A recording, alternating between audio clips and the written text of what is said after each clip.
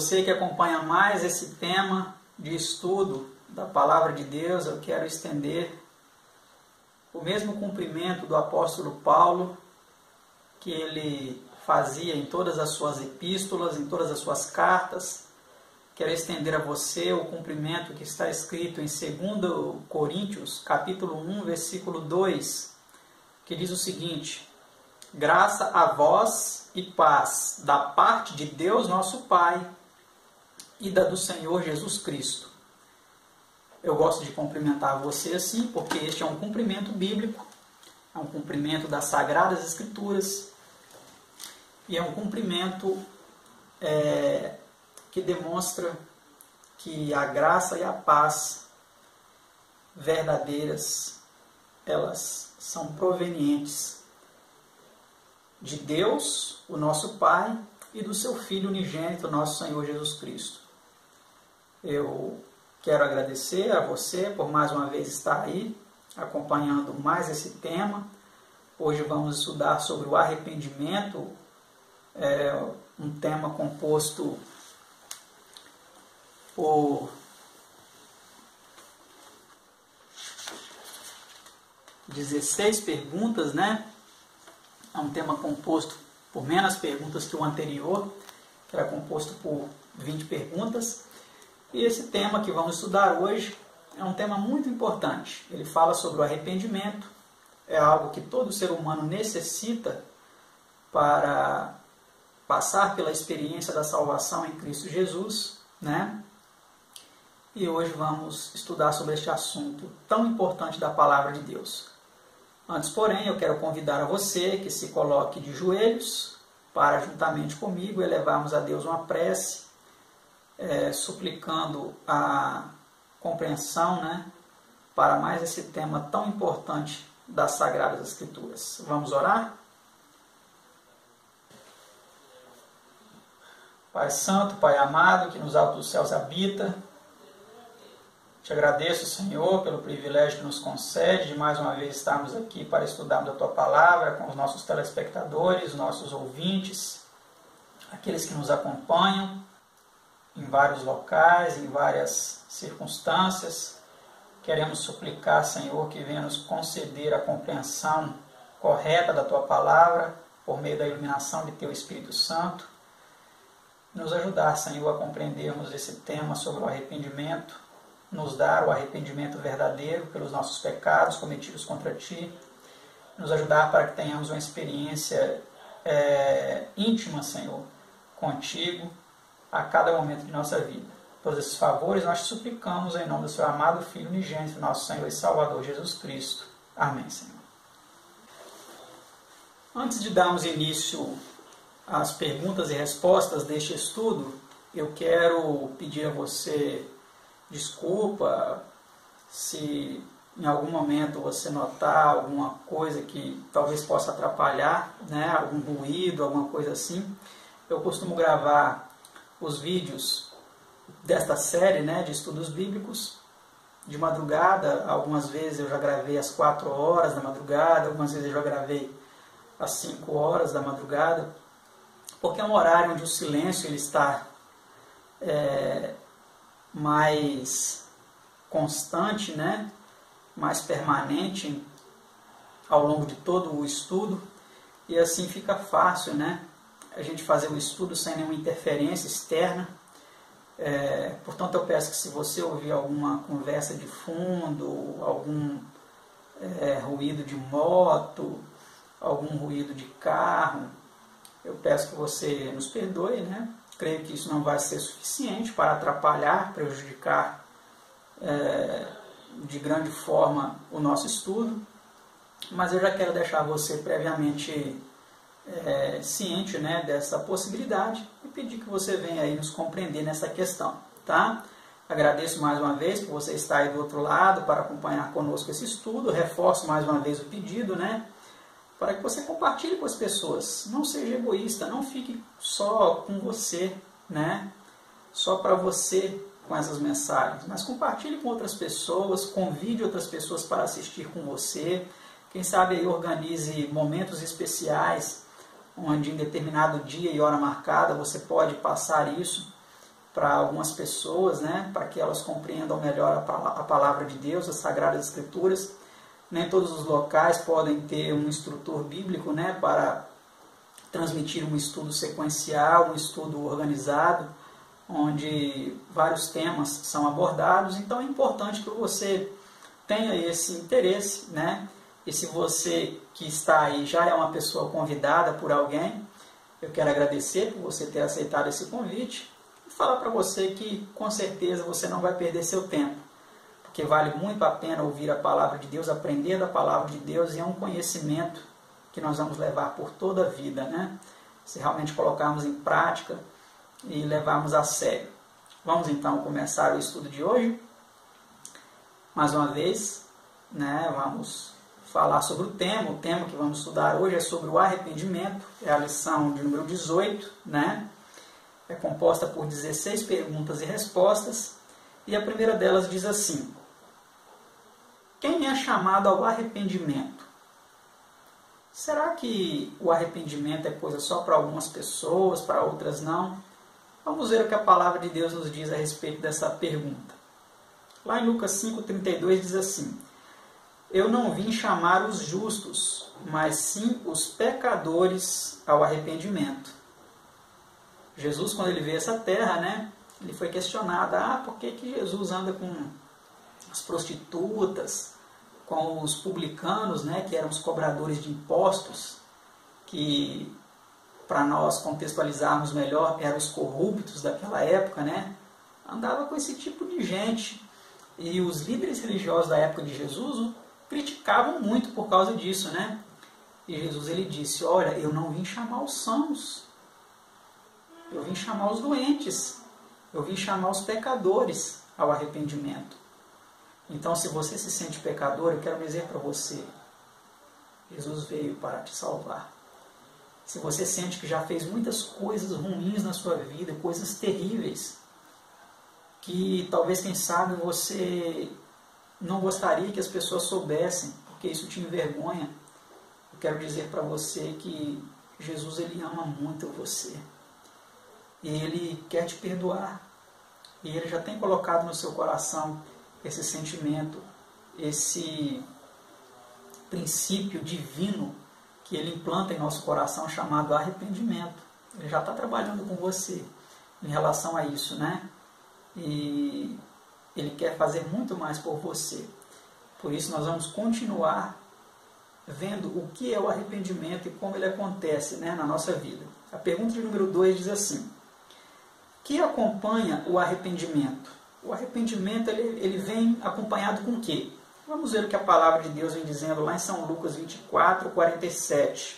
Diz assim: e em seu nome se pregasse o arrependimento e a remissão dos pecados em todas as nações. Então, o arrependimento ele é acompanhado da remissão dos pecados. E se você não sabe o que é remissão, eu te digo, remissão é o perdão. Se realmente você se arrepender verdadeiramente, o seu arrependimento vai vir acompanhado com o perdão dos pecados, né? Essa é uma promessa bíblica. Vamos para a pergunta 3. Como pode o pecado ser conhecido? Vamos ver o que a palavra de Deus vem nos dizendo.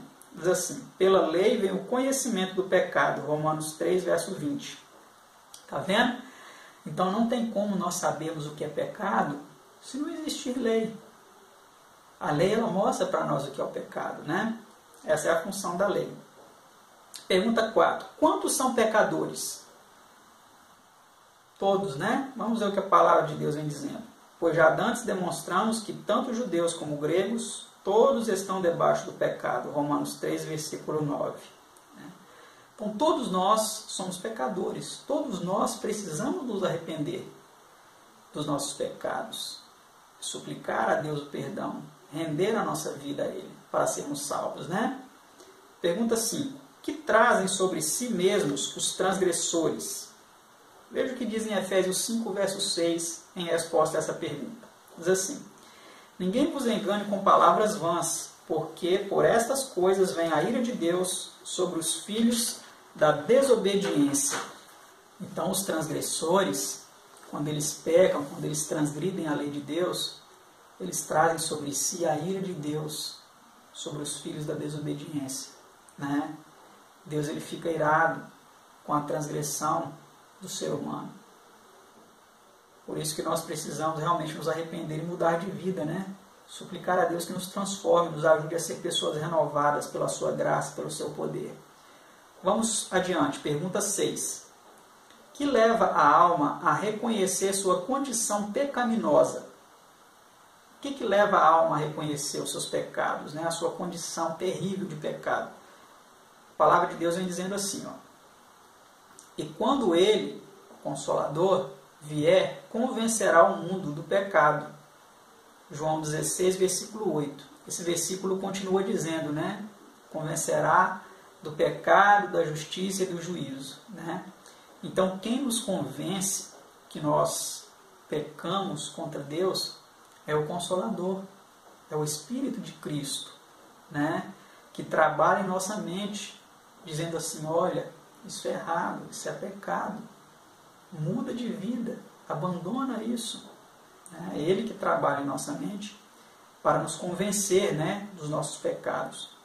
Vamos para a pergunta 7ª. Diz assim, quais são as perguntas convenientes a serem feitas pelos que foram convencidos do pecado? Veja o que a palavra de Deus vem dizendo. Que faremos, varões e irmãos? Uma outra pergunta. Senhores, que é necessário que eu faça para me salvar?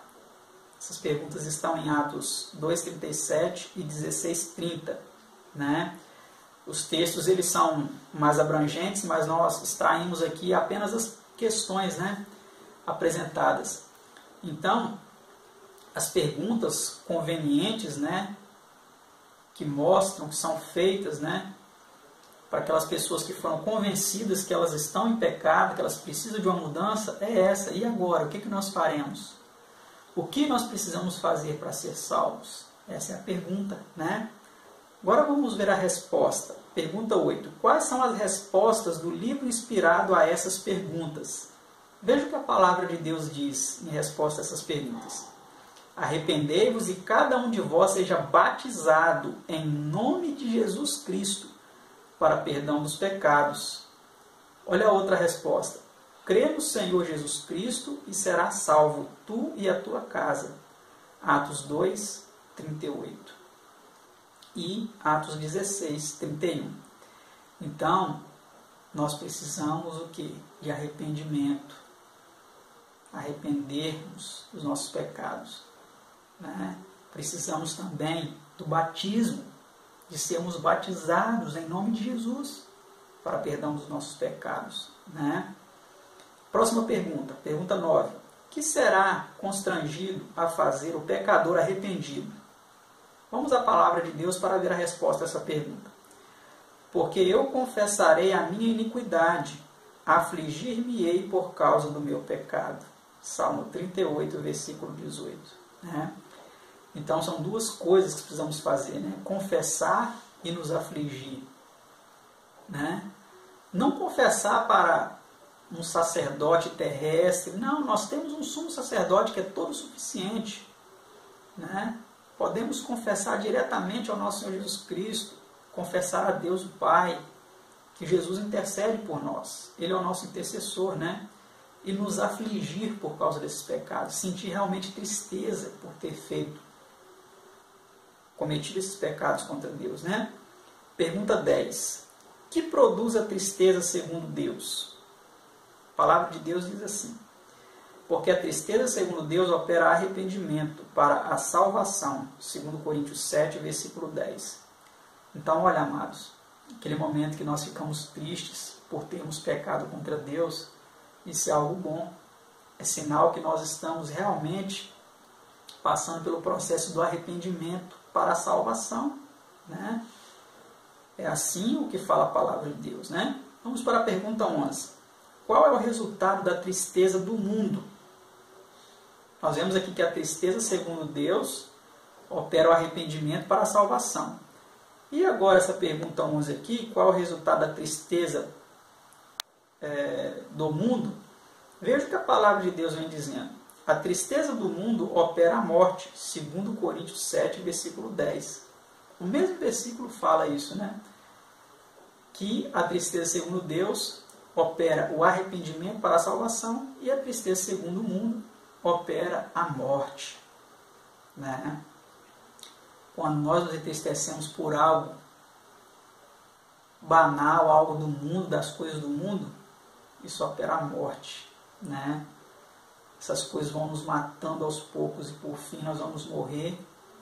Pessoas tristes, pessoas desiludidas com as coisas do mundo e vamos perder a salvação ainda se nós continuarmos nisso. Por isso, amados, que é importante nós termos tristeza é pelos pecados que cometemos e não pelas outras coisas, né? Vamos para a pergunta 12. Como se manifesta a boa tristeza pelo pecado? Veja o que a palavra de Deus diz. Vede quão grande solicitude operou em vós os sedes entristecidos segundo Deus. Sim, que defesa própria, que indignação, que temor, que saudade, que zelo, que vingança. Em tudo destes provas de ser inocentes neste negócio. 2 Coríntios 7, versículo 11, versão brasileira, né? Então, tudo isso aqui, né? Solicitude, temor, saudade, zelo, todas essas coisas, a boa tristeza pelo pecado produz, né? Proporciona. Pergunta 13. Que disse São João Batista aos fariseus e saduceus quando os viu chegar para serem por ele batizados? Vamos ver o que João Batista disse para eles. Raça de víboras, quem vos ensinou a fugir da ira futura? São Mateus 3, versículo 7. Então olha só o que João Batista falou para aqueles homens, aqueles líderes religiosos, né? Raça de víboras. Chamou aqueles homens de raça de víboras. E diz para ele, quem vos ensinou a fugir da ira futura? Né? Então, é realmente triste a condição, assim como naquele tempo, a condição hoje de muitos líderes religiosos, que são verdadeiras víboras, prontos para atacar, para dar o bote. Pessoas totalmente guiadas pelo maligno e não por Deus. É assim muitos líderes religiosos hoje, que estão achando que vão escapar da ira futura. Mas não, eles não vão escapar da ira futura, né? Vamos para a pergunta 14. Que lhes disse deverem fazer? O que João Batista falou que eles deveriam fazer? Diz assim, produzir, pois, frutos dignos de arrependimento. São Mateus 3, versículo 8. Né? E nessa nota aí diz assim, ó, não pode haver arrependimento sem reforma. Arrependimento é transformação do espírito. Reforma é a correspondente mudança na vida. Dr. Alleg. Então, o arrependimento ele precisa de vir acompanhado de frutos, acompanhado de mudanças, né? Se não há mudança na vida, se não há transformação, se o que as pessoas notam é uma semelhança com o mundo em todos os aspectos, né? E não uma diferença do mundo e uma semelhança com Cristo, então não há arrependimento, né, na vida dessas pessoas. Vamos para a penúltima pergunta do nosso estudo, a pergunta 15. Quando Deus mandou aos ninivitas uma mensagem de advertência, como mostraram eles seu arrependimento e qual foi o resultado? Veja o que a palavra de Deus vem dizendo. E Deus viu as obras deles, como se converteram do seu mau caminho, e Deus se arrependeu do mal que tinha dito lhes faria, e não o fez. Jonas 3, versículo 10. Então nós vemos aí, né, que os ninivitas eles se arrependeram e mudaram de vida, e Deus também se arrependeu do mal que lhes faria e não fez, né? Então é muito importante sabermos isso. O nosso arrependimento ele pode mudar até o próprio Deus, mudar uma sentença que Deus tinha determinado que faria, né? Como foi com aquelas pessoas, né? Última pergunta do nosso estudo diz assim: que leva os pecadores ao arrependimento? Que leva os pecadores ao arrependimento? Vamos dizer assim. Vamos ver o que a palavra de Deus diz.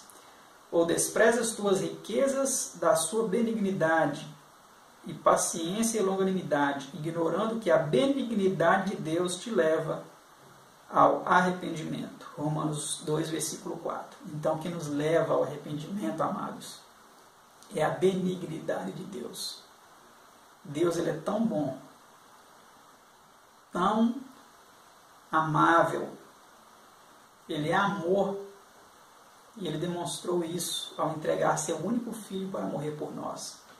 E é essa bondade de Deus, é essa benignidade de Deus que nos leva ao arrependimento.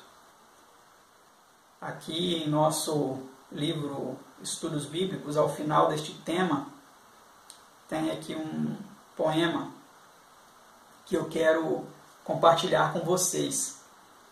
E o título desse poema é Perdão, Senhor. E ele diz assim: Perdão, Senhor, se te neguei um dia, agora arrependido não te nego. Fui, é verdade, como o pobre cego, que ingrato desconhece o próprio guia. Mas hoje humilde, todo a ti me entrego, somente a ti minha alma se confia. Haja tropeço e noite erma e sombria, não me deixo afinal tomar no pego. Se creio em ti, no teu poder celeste, é que melhor destino tu me deste. No Criador se ampara a criatura, e agora, diferente do passado, já posso andar em plena selva escura. Vejo na treva tudo iluminado. Renato Travassos. Que Deus abençoe você, que você continue tendo interesse por aprender cada vez mais da palavra de Deus, e que, se você não sente arrependimento pelos seus pecados, ore a Deus e peça a Ele que lhe conceda o arrependimento, tristeza pelos pecados que você cometeu. Confesse os seus pecados a Deus, se dirija diretamente a Ele, Ele pode te ajudar, pode te perdoar, pode te salvar, te purificar completamente, porque Ele ama a você. Até o nosso próximo estudo, se assim Deus nos permitir, com a graça de nosso Deus. Tchau.